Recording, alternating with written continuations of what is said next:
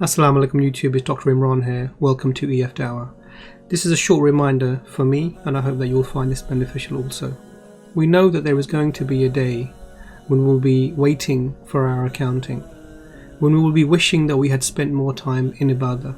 In fact, we will wish we had spent our whole lives purely dedicated to the worship of Allah.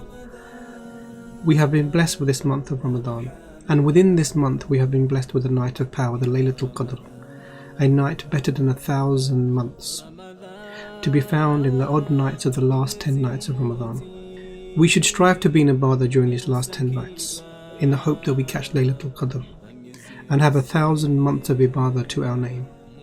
Imagine worshipping Allah for 83 years and 4 months non-stop. This is an opportunity we cannot afford to lose.